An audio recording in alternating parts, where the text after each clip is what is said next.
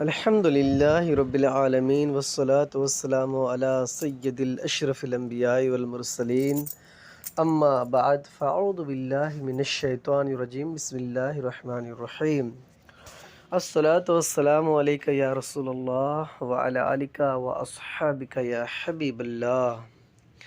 فیضان خواجہ غریب نواز۔ درود شریف کی فضیلت۔ حضرت سیدنا ابو ہریرہ رضی اللہ تعالیٰ عنہ سے روایت ہے کہ رحمت للعالمین شفیع المذنبین صلی اللہ تعالیٰ علیہ وآلہ وسلم کا فرمان دل نشین ہے، لا تجعلوا بیوتکم قبورا ولا تجعلوا قبری عیدا، یعنی اپنے گھروں کو قبرستان مت بناؤ اور نہ ہی میری قبر کو عید بناؤ۔ وصلوا علی فإن صلاتکم تبلغنی حیث کنتم، یعنی اور مجھ پر درود پاک پڑھا کرو، بے شک تمہارا درود مجھ تک پہنچتا ہے چاہے تم جہاں بھی ہو۔ یہ حدیث پاک ابو داؤد شریف کتاب المناسک باب زیارت القبور میں ہے۔ مفسر شہر حکیم الامت حضرت مفتی احمد یار خان نعیمی رحمۃ اللہ علیہ مرآت المناجیح میں اس حدیث پاک کے تحت فرماتے ہیں کہ اپنے گھروں کو قبرستان کی طرح اللہ کے ذکر سے خالی مت رکھو، بلکہ فرائض مسجدوں میں ادا کرو اور نوافل گھر میں، اور جیسے عید گاہ میں سال میں صرف 2 بار جاتے ہیں ایسے میرے مزار پر نہ آؤ، بلکہ اکثر حاضری دیا کرو۔ جیسے عید کے دن کھیل کود کے لیے میلوں میں جاتے ہیں ایسے تم ہمارے روضے پر بے ادبی سے نہ آیا کرو، بلکہ با ادب رہا کرو۔ صلو علی الحبیب صلی اللہ تعالی علی محمد صلی اللہ علیہ وسلم۔ عرصہ دراز سے پاک و ہند اللہ کے نیک بندوں کی توجہ کا مرکز رہا ہے۔ مختلف ادوار میں یکے بعد دیگرے بے شمار اولیاء کبار علیہم رحمۃ اللہ الغفار نے ہند کا رخ کیا اور لوگوں کو نہ صرف دین اسلام کی دعوت دی بلکہ کفر و شرک کی تاریکیوں میں بھٹکنے والے ان گنت غیر مسلموں کو اللہ عز و جل کی وحدانیت اور پیارے آقا صلی اللہ تعالیٰ علیہ وسلم کی رسالت سے آگاہ کر کے انہیں دار اسلام میں داخل فرمایا۔ تاج الاولیاء سیدۃ الاصفیاء وارث النبی عطائے رسول سلطان الہند حضرت سیدنا خواجہ غریب نواز سید معین الدین حسن سنجری چشتی اجمیری علیہ رحمۃ اللہ القوی کا شمار بھی انہی بزرگوں میں ہوتا ہے۔ آپ رحمۃ اللہ علیہ 6 صدی ہجری میں ہند تشریف لائے اور ایک عظیم الشان روحانی و سماجی انقلاب کا باعث بنے، حتیٰ کہ ہند کا ظالم و جابر حکمران بھی آپ کی شخصیت سے مرعوب ہو کر تائب ہوا اور عقیدت مندوں میں شامل ہو گیا۔ آئیے خواجہ غریب نواز رحمۃ اللہ علیہ کی زندگی کے حسین پہلوؤں کو ملاحظہ کرتے ہیں۔ ولادت باسعادت۔ حضرت سیدنا خواجہ غریب نواز سید معین الدین حسن سنجری چشتی اجمیری علیہ رحمۃ اللہ القوی 537 ہجری بمطابق 1142 عیسوی میں سجستان یا سیستان کے علاقہ سنجر میں پیدا ہوئے۔ نام و سلسلہ نسب۔ آپ رحمۃ اللہ علیہ کا اسم گرامی حسن ہے اور آپ نجیب الطرفین حسنی و حسینی سید ہیں۔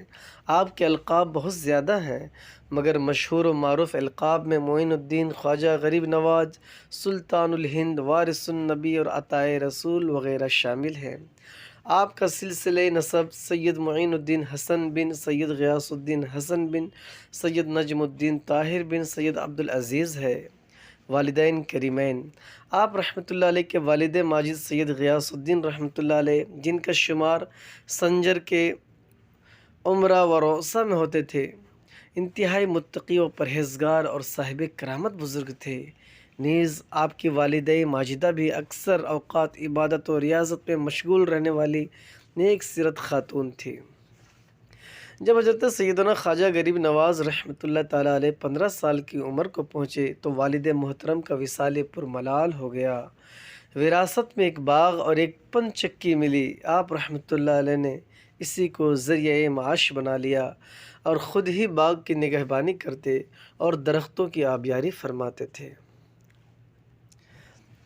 ولی اللہ کے جھوٹے کی برکت۔ ایک روز حضرت سیدنا خواجہ معین الدین چشتی اجمیری رحمۃ اللہ علیہ باغ میں پودوں کو پانی دے رہے تھے کہ ایک مجذوب بزرگ حضرت سیدنا ابراہیم قندوزی رحمۃ اللہ علیہ باغ میں تشریف لائے۔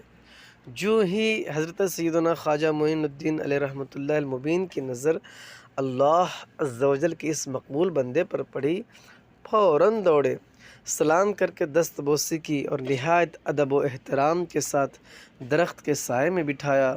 پھر ان کی خدمت میں انتہائی عاجزی کے ساتھ تازہ انگوروں کا ایک خوشہ پیش کیا اور دو زانوں بیٹھ گئے۔ اللہ عز و جل کے ولی کو اس نوجوان باغبان کا انداز بھا گیا۔ خوش ہو کر کھلی تل یا سرسوں کا پھول کا ایک ٹکڑا چبا کر آپ رحمۃ اللہ علیہ کے منہ میں ڈال دیا، اور بعض علماء سے یہ بھی سنا ہے کہ انگور ڈال دیا۔ کھلی کا ٹکڑا جو ہی حلق سے نیچے اترا، آپ رحمۃ اللہ تعالیٰ علیہ کے دل کی کیفیت یکدم بدل گئی اور دل دنیا کی محبت سے اچاٹ ہو گیا۔ پھر آپ رحمۃ اللہ تعالیٰ علیہ نے باغ، پنچکی اور سارا ساز و سامان بیچ کر اس کی قیمت فقراء اور مساکین میں تقسیم فرما دی اور حصول علم دین کی خاطر راہ خدا کے مسافر بن گئے۔ میرے پیارے پیارے میٹھے میٹھے اسلامی بھائیوں، بیان کردہ واقعات سے ہمیں یہ درس ملتا ہے کہ جب ہم کسی مجلس میں بیٹھے ہوں اور ہمارے بزرگ، اساتذہ، ماں باپ یا پیر و مرشد آ جائیں تو ہمیں ان کی تعظیم کے لیے کھڑا ہو جانا چاہیے، انہیں عزت و احترام کے ساتھ بٹھانا چاہیے۔ یاد رکھیے، ادب ایسی شے ہے جس کے ذریعے انسان دنیاوی و اخروی نعمتیں حاصل کر لیتا ہے، اور جو اس صفت سے محروم ہوتا ہے وہ ان نعمتوں کا بھی حقدار نہیں ہوتا۔ شاید اسی لیے کہا جاتا ہے کہ با ادب با نصیب، بے ادب بے نصیب۔ یقیناً ادب ہی انسان کو ممتاز بناتا ہے۔ جس طرح ریت کے ذروں میں موتی اپنی چمک اور اہمیت نہیں کھوتا، اسی طرح با ادب شخص بھی لوگوں میں اپنی شناخت کو قائم و دائم رکھتا ہے۔ لہٰذا ہمیں بھی اپنے بڑوں کا ادب و احترام کرنے اور چھوٹوں کے ساتھ شفقت و محبت سے پیش آنا چاہیے۔ آئیے اس ضمن میں 3 احادیث مبارکہ سنیے اور عمل کا جذبہ پیدا کیجیے۔ یہ حدیث پاک شعب الایمان جلد نمبر 7 صفحہ نمبر 458، حدیث نمبر 10,981۔ دو جہاں کے تاجور سلطان بحر بر صلی اللہ تعالیٰ علیہ وسلم نے ارشاد فرمایا، اے انس، بڑوں کا ادب و احترام اور تعظیم و توقیر کرو اور چھوٹوں پر شفقت کرو، تم جنت میں میری رفاقت پالو گے۔ دوسری حدیث پاک ترمذی شریف کی ہے، حدیث نمبر 1926۔ نور کے پیکر، تمام نبیوں کے سرور صلی اللہ تعالیٰ علیہ وسلم کا فرمان عالی شان ہے، جس نے ہمارے چھوٹوں پر رحم نہ کیا اور ہمارے بڑوں کی تعظیم نہ کی، وہ ہم میں سے نہیں ہے۔ تیسری حدیث بھی ترمذی شریف کی ہے، حدیث نمبر 2029۔ سید عالم صلی اللہ تعالیٰ علیہ وسلم نے ارشاد فرمایا، جو جوان کسی بوڑھے کا اس کی عمر کی وجہ سے اکرام کرے، اس کے بدلے میں اللہ عز و جل کسی کے ذریعے اس کی عزت افزائی کرواتا ہے۔ صلو علی الحبیب صلی اللہ تعالیٰ علی محمد صلی اللہ تعالیٰ علیہ وآلہ وسلم۔ صلو علی الحبیب صلی اللہ تعالیٰ علی محمد صلی اللہ علیہ وسلم۔ حصول علم کے لیے سفر۔ حضرت سیدنا خواجہ معین الدین چشتی رحمۃ اللہ علیہ نے 15 برس کی عمر میں حصول علم کے لیے سفر اختیار کیا اور سمرقند میں حضرت سیدنا مولانا شرف الدین رحمۃ اللہ المبین کی بارگاہ میں حاضر ہو کر باقاعدہ علم دین کا آغاز کیا۔ پہلے پہل قرآن پاک حفظ کیا اور بعد ازاں انہی سے دیگر علوم حاصل کیے، مگر جیسے جیسے علم دین سیکھتے گئے ذوق علم بڑھتا گیا، چنانچہ علم کی پیاس کو بجھانے کے لیے بخارا کا رخ کیا اور شہر آفاق عالم دین مولانا حسام الدین بخاری علیہ رحمۃ اللہ الباری کے سامنے زانوِ تلمس تہ کیا، اور پھر انہی کی شفقتوں کے سائے میں آپ رحمۃ اللہ تعالیٰ علیہ نے تھوڑے ہی عرصے میں تمام دینی علوم کی تکمیل کر لی۔ اس طرح آپ رحمۃ اللہ علیہ نے مجموعی طور پہ تقریباً 5 سال سمرقند اور بخارا میں حصول علم کے لیے قیام فرمایا۔ طالب علم کے در پر، طالب مطلوب کے در پر اس عرصے میں علوم ظاہری کی تکمیل تو ہو چکی تھی، مگر جس تڑپ کی وجہ سے گھر بار کو خیر آباد کہا تھا، اس کی تسکین بھی باقی تھی۔ چنانچہ کسی اپنے ایسے طبیب حاذق کی تلاش میں نکل کھڑے ہوئے جو درد دل کی دوا کر سکے۔ چنانچہ مرشد کامل کی جستجو میں بخارا سے حجاز کا رخت سفر باندھا۔ راستے میں جب نیشا پور جو صوبہ خراسان رضوی ایران کے نواحی علاقے ہارون سے گزرا ہوا تو مرد قلندر قطب وقت حضرت سیدنا عثمان ہرونی چشتی رحمۃ اللہ علیہ کا شہرہ سنا تو فوراً حاضر خدمت ہوئے اور ان کے دست حق پرست پر بیعت کر کے سلسلے چشتیہ میں داخل ہو گئے۔ سبحان اللہ۔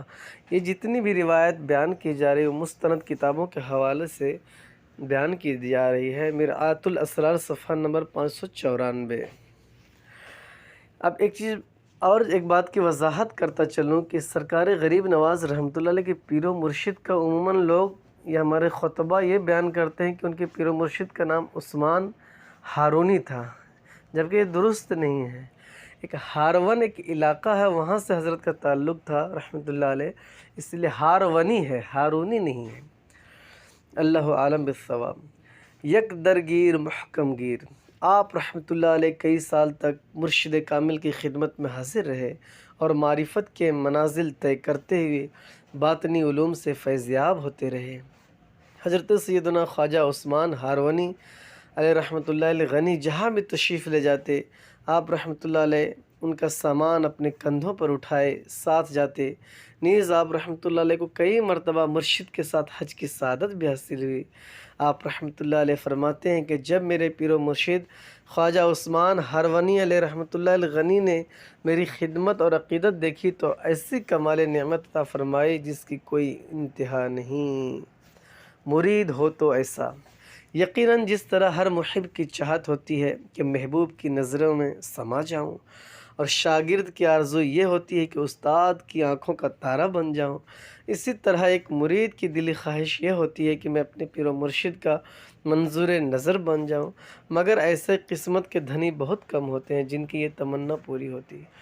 حضرت خواجہ معین الدین چشتی رحمۃ اللہ علیہ نے بارگاہ مرشد میں اس قدر مقبول تھے کہ ایک موقع پر خود مرشد کریم خواجہ عثمان ہارونی علیہ رحمۃ اللہ علیہ غنی نے فرمایا، ہمارا معین الدین اللہ کا محبوب ہے، ہمیں اپنے مرید پر فخر ہے۔ بارگاہ الہی میں مقبولیت۔ ایک بار حج کے موقع پر حضرت سیدنا خواجہ عثمان ہارونی رحمۃ اللہ علیہ نے میزاب رحمت کے نیچے آپ رحمۃ اللہ علیہ کا ہاتھ پکڑ کر بارگاہ الہی میں دعا کی، مولا میرے معین الدین حسن کو اپنی بارگاہ میں قبول فرما۔ غیب سے آواز آئی، معین الدین ہمارا دوست ہے، ہم نے اسے قبول کیا۔ سبحان اللہ۔ یہ اقتصاب الانوار صفحہ نمبر 349 سے میں نے بیان کرنے کی سعادت حاصل کی۔ بارگاہ رسالت سے ہند کی سلطانی۔ بارگاہ رسالت میں خواجہ معین الدین علیہ رحمۃ اللہ المبین کے مرتبے کا اندازہ اس بات سے لگایا جا سکتا ہے کہ ایک مرتبہ حضرت سیدنا خواجہ معین الدین علیہ رحمۃ اللہ المبین کو مدینہ شریف کے حاضری کا شرف ملا تو نہایت ادب و احترام کے ساتھ یوں سلام عرض کیا، الصلاۃ والسلام علیک یا سید المرسلین و خاتم النبیین۔ اس پر روضہ اقدس سے آواز آئی، وعلیکم السلام یا قطب المشائخ۔ نیز حضرت سیدنا خواجہ غریب نواز رحمۃ اللہ علیہ کو ہند کی سلطانی بھی بارگاہ رسالت صلی اللہ علیہ وسلم سے عطا ہوئی۔ چنانچہ شیخ طریقت امیر اہل سنت حضرت علامہ مولانا ابو البلال محمد الیاس عطار قادری دامت برکاتہم العالیہ اپنا رسالہ خوفناک جادوگر کے صفحہ نمبر 2 پر رقم طراز ہیں کہ سلسلہ عالیہ چشتیہ کے عظیم پیشوا خواجہ خواجگان سلطان الہند حضرت سیدنا خواجہ غریب نواز حسن سنجلی رحمۃ اللہ القوی کو مدینہ منورہ زاد اللہ الشرف و تعظیمہ کے حاضری کے موقع پر سید المرسلین خاتم النبیین صلی اللہ علیہ وسلم کی طرف سے بشارت ملی، اے معین الدین تو ہمارا دین کا معین یعنی دین کا مددگار ہے، تجھے ہندوستان کی ولایت عطا کی، اجمیر جا، تیرے وجود سے بے دینی دور ہوگی اور اسلام رونق پذیر ہوگا۔ صلو علی الحبیب صلی اللہ تعالی علی محمد صلی اللہ علیہ وسلم۔ سلطان الہند کا سفر ہند۔ آپ رحمۃ اللہ علیہ اس بشارت کے بعد ہند روانہ ہوئے اور سمرقند، بخارا عروس البلاد بغداد شریف، نیشاپور، تبریز، اوش، اصفہان، سبزوار، خراسان، خرقان، استراباد، بلخ اور غزنی وغیرہ سے ہوتے ہوئے ہند کے شہر اجمیر شریف جو صوبہ راجستھان ہے وہاں پہنچے، اور اس پورے سفر میں آپ رحمۃ اللہ علیہ نے سینکڑوں اولیاء اللہ اور اکابرین امت سے ملاقات کی۔ چنانچہ آپ رحمۃ اللہ علیہ بغداد معلیٰ میں حضرت سیدنا غوث اعظم محی الدین سید عبد القادر جیلانی رحمۃ اللہ علیہ کی خدمت میں حاضر ہوئے اور 5 ماہ تک بارگاہ غوثیہ سے اکتساب فیض کیا۔ تبریز میں شیخ بدر الدین ابو سعید تبریزی علیہ رحمۃ اللہ القوی کی بارگاہ سے علم کی میراث حاصل کی۔ اصفہان میں شیخ محمود اصفہانی رحمۃ اللہ علیہ کے پاس حاضر ہوئے، اور خرقان میں شیخ ابو سعید ابو الخیر اور خواجہ ابو الحسن خرقانی رحمۃ اللہ علیہ کے مزارات پر حاضری دی۔ استراباد میں حضرت سیدنا علامہ شیخ ناصر الدین استرابادی رحمۃ اللہ علیہ حادث سے کسب فیض کیا۔ ہرات میں شیخ الاسلام امام عبداللہ انصاری علیہ رحمۃ اللہ الباری کے مزار کی زیارت کی، اور بلخ میں شیخ احمد خضرویہ رحمۃ اللہ علیہ کی خانقاہ میں قیام فرمایا۔ حاکم سبزوار کی توبہ۔ سفر ہند کے دوران جب حضرت سیدنا خواجہ غریب نواز رحمۃ اللہ علیہ کا گزر علاقہ سبزوار جو صوبہ خراسان ایران سے ہوا، تو آپ رحمۃ اللہ علیہ نے وہاں ایک باغ میں قیام فرمایا جس کے وسط میں ایک خوشنما حوض تھا۔ یہ باغ حاکم سبزوار کا تھا جو بہت ہی ظالم اور بد مذہب شخص تھا۔ اس کا معمول تھا کہ جب بھی باغ میں آتا تو شراب پیتا اور نشے میں خوب شور و گل مچاتا۔ آپ رحمۃ اللہ علیہ نے حوض سے وضو کیا اور نوافل ادا فرمائے۔ محافظوں نے اپنے حاکم کی سخت گیری کا حال عرض کیا اور درخواست کی کہ یہاں سے تشریف لے جائیں، کہیں حاکم آپ کو کوئی نقصان نہ پہنچا دے۔ آپ رحمۃ اللہ علیہ نے فرمایا، اللہ عز و جل میرا حافظ و ناصر ہے۔ اسی دوران حاکم باغ میں داخل ہوا، حاکم جو باغ میں تھا وہ داخل ہوا اور سیدھا حوض کی طرف آیا۔ اپنی عیش و عشرت کی جگہ پر ایک اجنبی درویش کو دیکھا تو آگ بگولا ہو گیا، اور اس سے پہلے کہ وہ کچھ کہتا آپ رحمۃ اللہ نے ایک نظر ڈالی اور اس کا کایا پلٹ دی۔ حاکم آپ رحمۃ اللہ علیہ کی نظر جلالت کی تاب نہ لا سکا اور بے ہوش ہو کر زمین پر گر پڑا۔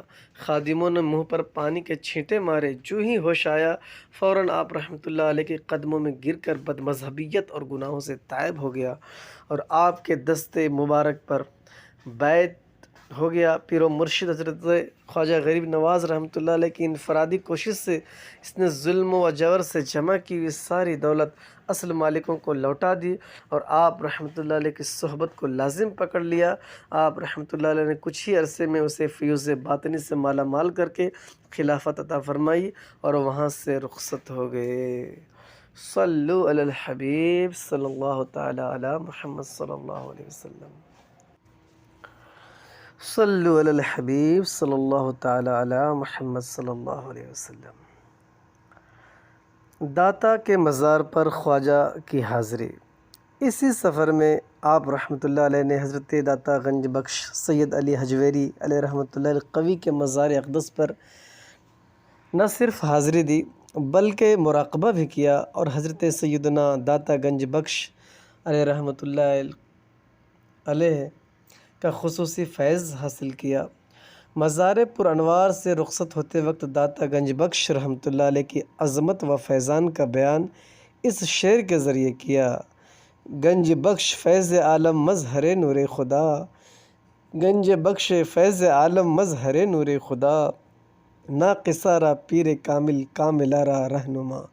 یعنی گنج بخش داتا علی حجویری رحمۃ اللہ علیہ کا فیض سارے عالم پر جاری ہے، اور آپ نور خدا کے مظہر ہیں، اور آپ کا مقام یہ ہے کہ راہ طریقت میں جو ناقص ہیں ان کے لیے پیر کامل، اور جو خود پیر کامل ہیں ان کے لیے بھی رہنما ہیں۔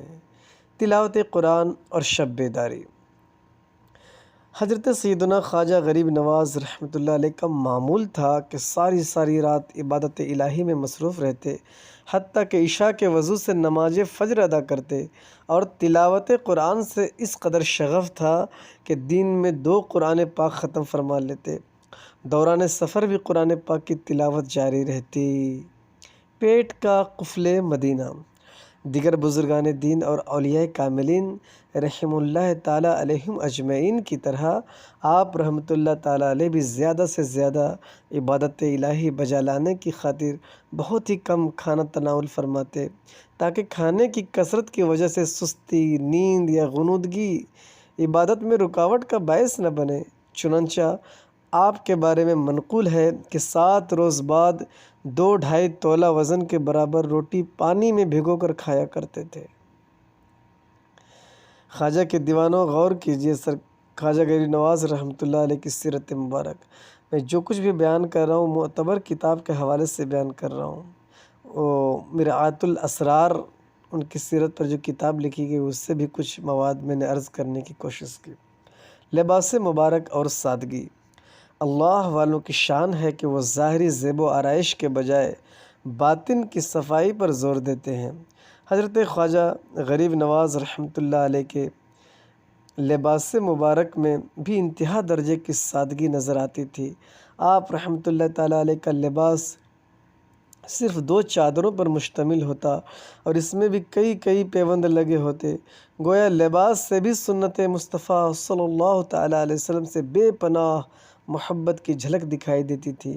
نیز پیوند لگانے میں بھی اس قدر سادگی اختیار کرتے کہ جس رنگ کا کپڑا میسر ہوتا اسی کو شرف بخش دیتے۔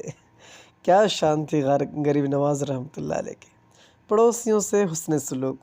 آپ رحمۃ اللہ تعالیٰ علیہ اپنے پڑوسیوں کا بہت خیال رکھا کرتے تھے، ان کی خبر گیری فرماتے۔ اگر کسی پڑوسی کا انتقال ہو جاتا تو اس کے جنازے کے ساتھ ضرور تشریف لے جاتے۔ اس کی تدفین کے بعد جب لوگ واپس ہو جاتے تو آپ تنہا اس کی قبر کے پاس تشریف فرما ہو کر اس کے حق میں مغفرت و نجات کی دعا فرماتے، نیز اس کے اہل خانہ کو صبر کی تلقین کرتے اور انہیں تسلی دیا کرتے تھے۔ آپ کے حلم و بردباری، جود و سخاوت اور دیگر اخلاق عالیہ سے متاثر ہو کر لوگ عمدہ اخلاق کے حامل اور پاکیزہ صفات کے پیکر ہوئے اور دہلی سے اجمیر تک کے سفر کے دوران تقریباً 90 لاکھ افراد مشرف باسلام ہوئے۔ سبحان اللہ۔ بہت سے معترض اس بات پہ اعتراض کرتے ہیں کہ 90 لاکھ لوگ صرف دہلی سے اجمیر تک کے سفر میں، تو اسی کو تو کرامت کہتے ہیں۔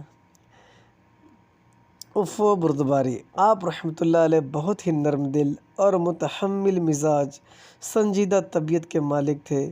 اگر کبھی غصہ آتا تو صرف دینی غیرت و حمیت کی بنیاد پر آتا۔ البتہ ذاتی طور پر اگر کوئی سخت بات کہہ بھی دیتا تو آپ رحمۃ اللہ علیہ برہم نہ ہوتے، بلکہ اس وقت بھی حسن اخلاق اور خندہ پیشانی کا مظاہرہ کرتے ہوئے صبر کا دامن ہاتھ سے نہیں چھوڑتے تھے، اور ایسا معلوم ہوتا کہ آپ نے اس کی نازیبا باتیں سنی ہی نہ ہو۔ خوف خدا۔ حضرت خواجہ غریب نواز رحمۃ اللہ علیہ پر خوف خدا اس قدر غالب تھا کہ آپ رحمۃ اللہ تعالیٰ علیہ ہمیشہ خشیت الہی سے کانپتے اور گریہ وزاری کرتے۔ خلق خدا کو خوف خدا کی تلقین کرتے ہوئے ارشاد فرمایا کرتے، اے لوگو، اگر تم زیر خاک سوئے ہوئے لوگوں کا حال جان لو تو مارے خوف کے کھڑے کھڑے پگھل جاؤ۔ پردہ پوشی۔ حضرت خواجہ قطب الدین بختیار کاکی رحمۃ اللہ علیہ اپنے پیر و مرشد حضرت خواجہ غریب نواز رحمۃ اللہ علیہ کی صفات مومنانہ بیان کرتے ہوئے فرماتے ہیں کہ میں کئی برس تک خواجہ غریب نواز رحمۃ اللہ علیہ کی خدمت اقدس میں حاضر رہا، لیکن کبھی آپ کی زبان اقدس سے کسی کا راز فاش ہوتے ہوئے نہیں دیکھا۔ آپ رحمۃ اللہ علیہ کبھی کسی مسلمان کا بھید نہ کھولتے تھے۔ مرشد کامل کے مزار مبارک کی تعظیم۔ ایک مرتبہ حضرت خواجہ معین الدین حسن چشتی علیہ رحمۃ اللہ القوی اپنے مریدین کی تربیت فرما رہے تھے۔ دوران بیان جب آپ کی نظر دائیں طرف پڑی تو باادب کھڑے ہو جاتے۔ تمام مریدین یہ دیکھ کر حیران تھے کہ پیر و مرشد بار بار کیوں کھڑے ہو رہے ہیں، مگر کسی کو پوچھنے کی جرت نہ ہو سکی۔ الغرض جب سب لوگ وہاں سے چلے گئے تو ایک منظور نظر مرید عرض گزار ہوا، حضور، ہماری تربیت کے دوران آپ نے بارہا قیام فرمایا، اس میں کیا حکمت تھی؟ حضرت خواجہ معین الدین علیہ رحمۃ اللہ المبین فرماتے ہیں، اس طرف پیر و مرشد شیخ عثمان ہرونی رحمۃ اللہ الغنی کا مزار مبارک ہے۔ جب بھی اس جانب رخ ہوتا تو میں تعظیم کے لیے اٹھ جاتا، بس میں اپنے پیر و مرشد کے روضہ مبارک کی تعظیم میں قیام کرتا تھا۔ فرمان غوث اعظم پر سر جھکا دیا۔ جس وقت حضرت سیدنا غوث اعظم رحمۃ اللہ علیہ نے بغداد مقدس میں ارشاد فرمایا، قدمی ھذہ علی رقبۃ کل ولی اللہ، یعنی میرا یہ قدم اللہ کے ہر ولی کی گردن پر ہے، تو اس وقت خواجہ غریب نواز سیدنا معین الدین حسن چشتی اجمیری رحمۃ اللہ علیہ اپنی جوانی کے دنوں میں ملک خراسان میں واقع ایک پہاڑی کے دامن میں عبادت کیا کرتے تھے۔ جب آپ نے یہ فرمان عالی سنا تو اپنا سر جھکا لیا اور فرمایا، بل قدمک علی راسی و عینی، بلکہ آپ کے قدم میرے سر اور آنکھوں پر ہیں۔ یہ غوث پاک کے حالات صفحہ نمبر 67 پر ہے۔ اس میں بہت سے یہ بھی مورخین کا اس پہ اعتراض بھی ہے کہ سرکار غوث پاک اور سرکار غریب نواز ہم عصر بزرگ ہے یا نہیں، ٹھیک ہے، لیکن جو سیرت جو غوث پاک کے حالات کتاب ہے اس سے میں نے عرض کرنے کی کوشش کی، اور یہی عبارت فیضان خواجہ غریب نواز میں بھی لکھا ہوا۔ مریدوں کی فکر۔ ایک بار خواجہ غریب نواز رحمۃ اللہ علیہ مکہ مکرمہ زادہ اللہ شرف و تکریمہ کی نور بار فضاؤں میں مراقبہ کر رہے تھے کہ ہاتف غیبی سے آواز آئی، مانگ کیا مانگتا ہے، ہم تجھ سے بہت خوش ہیں، جو طلب کرے گا پائے گا۔ عرض کی، اے الہی میرے تمام مریدوں کو بخش دے۔ جواب دیا، بخش دیا۔ عرض کی، مولا جب تک میرے تمام مرید جنت میں نہ چلے جائیں میں جنت میں قدم نہ رکھوں گا۔ سلطان الہند حضرت سیدنا خواجہ غریب نواز رحمۃ اللہ علیہ نے اپنی زندگی کے تقریباً 81 برس راہ خدا میں علم دین حاصل کرنے اور مخلوق کو راہ راست پر لانے کے لیے بسر کر دیے، بلکہ کئی کتابیں بھی تحریر فرمائی۔ ان میں سے چند کتابوں کے نام عرض کرتا ہوں۔ نمبر 1، انیس الارواح، پیر و مرشد خواجہ عثمان ہرونی کے ملفوظات ہے اس میں، انیس الارواح میں۔ نمبر 2، کشف الاسرار ہے، اس میں تصوف کے مدنی پھولوں کا گلدستہ ہے۔ نمبر 3، گنج الاسرار، سلطان شمس الدین التمش کی تعلیم و تلقین کے لیے لکھی گئی تھی، گنج الاسرار۔ 4، رسالہ آفاق و انفس، تصوف کے نکات پر مشتمل۔ نمبر 5، رسالہ تصوف منظوم۔ نمبر 6، حدیث المعارف۔ نمبر 7، رسالہ موجودیہ۔ ملفوظات۔ سلطان الہند خواجہ غریب نواز رحمۃ اللہ علیہ کی بارگاہ میں عقیدت مندوں اور مریدوں کا ہر وقت ہجوم رہتا، جن کی ظاہری و باطنی اصلاح کے لیے ملفوظات کا سلسلہ جاری و ساری رہتا۔ زبان حق ترجمان سے جو الفاظ نکلتے اسے آپ رحمۃ اللہ علیہ کے خلیفہ اکبر و سجادہ نشین حضرت خواجہ قطب الدین بختیار کاکی علیہ رحمۃ اللہ کافی فوراً لکھ لیا کرتے تھے۔ یوں حضرت خواجہ قطب الدین بختیار کاکی علیہ رحمۃ اللہ باقی نے اپنے پیر و مرشد کے ملفوظات پر مشتمل ایک کتاب ترتیب دی جس کا نام دلیل العارفین رکھا۔ اس گلشن اجمیری سے چند مہکتے پھول ملاحظہ فرمائیں۔ نمبر 1، جو بندہ رات کو با طہارت سوتا ہے تو فرشتے گواہ رہتے ہیں اور صبح اللہ عز و جل سے عرض کرتے ہیں، اللہ اسے بخش دے، یہ با طہارت سویا تھا۔ نمبر 2، نماز ایک راز کی بات ہے جو بندہ اپنے پروردگار سے کہتا ہے، چنانچہ حدیث پاک میں آیا ہے، ان المصلی یناجی ربہ، یعنی نماز پڑھنے والا اپنے پروردگار سے راز کی بات کہتا ہے۔ نمبر 3، جو شخص جھوٹی قسم کھاتا ہے وہ اپنے گھر کو ویران کرتا ہے اور اس کے گھر سے خیر و برکت اٹھ جاتی ہے۔ نمبر 4، مصیبت زدہ لوگوں کی فریاد سننا اور ان کا ساتھ دینا، حاجت مندوں کی حاجت روائی کرنا،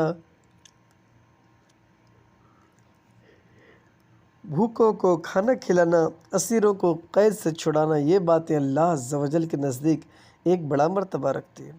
نمبر 5، نیکوں کی صحبت نیک کام سے بہتر اور برے لوگوں کی صحبت بدی کرنے سے بھی بدتر ہے۔ نمبر 6، بدبختی کی علامت یہ ہے کہ انسان گناہ کرنے کے باوجود بھی اللہ کی بارگاہ میں خود کو مقبول سمجھے۔ نمبر 7، خدا کا دوست وہ ہے جس میں یہ 3 خوبیاں ہوں: سخاوت دریا جیسی، شفقت آفتاب کی طرح، اور تواضع زمین کی مانند۔ سجادہ نشین و خلفاء، حضور سیدی خواجہ غریب نواز رحمۃ اللہ علیہ کے خلفاء میں سب سے قریبی اور محبوب حضرت سیدنا قطب الدین بختیار کاکی رحمۃ اللہ علیہ تھے۔ خواجہ صاحب رحمۃ اللہ علیہ کے وصال ظاہری کے بعد آپ ہی سجادہ نشین ہوئے۔ ان کے علاوہ دیگر جلیل القدر خلفاء میں حضرت قاضی حمید اللہ نوگوری، سلطان الطارقین حضرت شیخ حمید الدین صوفی، حضرت شیخ عبداللہ بیابانی جو پہلے اجے پال جوگی کے نام سے مشہور تھے، رحمہ اللہ تعالیٰ علیہم اجمعین کا شمار ہوتا ہے۔ میٹھے میٹھے اسلامی بھائیوں، جب اللہ عز و جل کے مقرب بندے اپنے تمام تر زندگی اس کے احکام کی بجا آوری اور اس کے ذکر میں بسر کرتے ہیں، دنیاوی لذتوں اور آسائشوں کو چھوڑ کر تبلیغ و اشاعت میں دین میں گزار دیتے ہیں، تو اللہ انہیں بطور انعام آخرت میں تو بلند و بالا درجات اور بے شمار نعمتوں سے سرفراز فرماتا ہی ہے، لیکن دنیا میں بھی ان کے مقام و مرتبہ کو لوگوں پر ظاہر کرنے کے لیے کچھ خصائص و کرامات عطا فرماتے ہیں۔ خواجہ غریب نواز رحمۃ اللہ علیہ کو بھی اللہ تبارک و تعالیٰ نے بے شمار کرامات سے نواز رکھا تھا۔ آئیے ان میں سے چند کرامات سنتے ہیں اور اپنے دلوں میں اولیاء کرام کی محبت کو جگاتے ہیں۔ صلو علی الحبیب صلی اللہ تعالیٰ علی محمد صلی اللہ علیہ وسلم۔ مردہ زندہ کر دیا۔ ایک بار اجمیر شریف کے حاکم نے کسی شخص کو بے گناہ سولی پر چڑھا دیا اور اس کی ماں کو کہلا بھیجا کہ اپنے بیٹے کی لاش لے جائے۔ دکھیاری ماں غم سے نڈھال ہو کر روتی ہوئی حضرت خواجہ غریب نواز رحمۃ اللہ علیہ کی بارگاہ بے کس پناہ میں حاضر ہوئی اور فریاد کرنے لگی، آہ میرا سارا سہارا چھن گیا، میرا گھر اجڑ گیا، میرا ایک ہی بیٹا تھا، حاکم نے اسے بے قصور سولی پر چڑھا دیا۔ یہ سن کر آپ رحمۃ اللہ تعالیٰ علیہ جلال میں آ گئے اور فرمایا، مجھے اس کی لاش کے پاس لے چلو۔ جو ہی آپ رحمۃ اللہ تعالیٰ علیہ لاش کے قریب پہنچے تو اشارہ کر کے فرمایا، اے مقتول، اگر حاکم وقت نے تجھے بے قصور سولی دی ہے تو اللہ عز و جل کے حکم سے اٹھ کھڑا ہو۔ لاش میں فوراً حرکت پیدا ہوئی اور دیکھتے ہی دیکھتے وہ شخص زندہ ہو کر کھڑا ہو گیا۔ یہ خوفناک جادوگر صفحہ نمبر 16 پر یہ واقعہ رقم کیا گیا ہے۔ عذاب قبر سے رہائی۔ حضرت سیدنا بختیار کاکی علیہ رحمۃ اللہ باقی فرماتے ہیں کہ حضرت سیدنا خواجہ غریب نواز رحمۃ اللہ علیہ نے ایک مرید کے جنازے میں تشریف لے گئے۔ نماز جنازہ پڑھ کر اپنے دست مبارک سے قبر میں اتارا۔ تدفین کے بعد ایک ایک کر کے سب لوگ چلے گئے، مگر حضور خواجہ غریب نواز رحمۃ اللہ علیہ قبر کے پاس تشریف فرما رہے۔ اچانک آپ رحمۃ اللہ تعالیٰ علیہ غمگین ہو گئے۔ کچھ دیر کے بعد آپ رحمۃ اللہ تعالیٰ علیہ کی زبان پر الحمدللہ رب العالمین جاری ہوا۔ آپ مطمئن ہو گئے۔ میرے استفسار پر فرمایا، اس کے پاس عذاب کے فرشتے آ گئے تھے جس کی وجہ سے میں پریشان ہو گیا۔ اتنے میں میرے مرشد گرامی حضرت سیدنا خواجہ عثمان ہرونی رحمۃ اللہ الغنی تشریف لائے اور فرشتوں سے کہا، یہ بندہ میرے مرید معین الدین کا مرید ہے، اس کو چھوڑ دو۔ فرشتوں نے کہا، یہ بہت ہی گنہگار شخص تھا۔ یکا یک غیب سے آواز آئی، اے فرشتوں، ہم نے عثمان ہرونی کے صدقے معین الدین چشتی کے مرید کو بخش دیا۔ سبحان اللہ۔ چھاگل میں تالاب۔ حضور خواجہ غریب نواز رحمۃ اللہ علیہ کے چند مرید ایک بار اجمیر شریف کے مشہور تالاب انا ساغر پر غسل کرنے گئے تو کافروں نے شور مچا دیا کہ یہ مسلمان ہمارے تالاب کو ناپاک کر رہے ہیں۔ چنانچہ وہ حضرات لوٹے اور سارا ماجرا خواجہ غریب نواز رحمۃ اللہ علیہ کی خدمت میں عرض کر دیا۔ آپ رحمۃ اللہ تعالیٰ علیہ نے ایک خادم کو چھاگل یعنی پانی رکھنے کا مٹی کا برتن دیتے ہوئے ارشاد فرمایا، اس میں تالاب کا پانی بھر لاؤ۔ خادم نے جو ہی پانی بھرنے کے لیے چھاگل تالاب میں ڈالا تو اس کا سارا پانی چھاگل میں آ گیا۔ لوگ پانی نہ ملنے پر بے قرار ہو گئے اور آپ رحمۃ اللہ تعالیٰ علیہ کی خدمت سراپا کرامت میں حاضر ہو کر فریاد کرنے لگے۔ چنانچہ آپ رحمۃ اللہ تعالیٰ علیہ نے خادم کو حکم دیا کہ جاؤ اور پانی واپس تالاب میں انڈھیل دو۔ خادم نے حکم کی تعمیل کی تو انا ساغر پھر پانی سے لبریز ہو گیا۔ سبحان اللہ، صلو علی الحبیب صلی اللہ تعالیٰ علی محمد صلی اللہ علیہ وسلم۔ اللہ والوں کا تصرف۔ آپ رحمۃ اللہ تعالیٰ علیہ کا ایک مرید راجہ کے ہاں ملازم تھا۔ راجہ کو جب اپنے اس ملازم کے اسلام لانے کی خبر ہوئی تو اس پر ظلم کرنے لگا۔ خواجہ غریب نواز رحمۃ اللہ تعالیٰ علیہ کو پتہ چلا تو آپ نے راجہ کو ظلم سے باز رہنے کا حکم بھیجا، لیکن وہ ظالم و جابر شخص اقتدار کے نشے میں مست تھا۔ کہنے لگا یہ کون آدمی ہے جو یہاں بیٹھ کر ہم پر حکم چلا رہا ہے؟ آپ رحمۃ اللہ تعالیٰ علیہ کو خبر پہنچی تو فرمایا ہم نے اسے گرفتار کر کے لشکر اسلام کے حوالے کر دیا۔ ابھی چند ہی دن گزرے تھے کہ سلطان معیز الدین محمد غوری نے اس شہر پر حملہ کر دیا۔ راجہ اپنی فوج کے ہمراہ مقابلہ کرنے آیا، مگر لشکر اسلام کی جرأت و بہادری کے آگے زیادہ دیر نہ ٹھہر سکا۔ بالآخر ہتھیار ڈال کر عبرت ناک شکست دوچار ہوا اور سپاہیوں نے اسے زندہ گرفتار کر کے انتہائی ذلت کے ساتھ سلطان غوری کے سامنے پیش کر دیا۔ ہر رات طواف کعبہ۔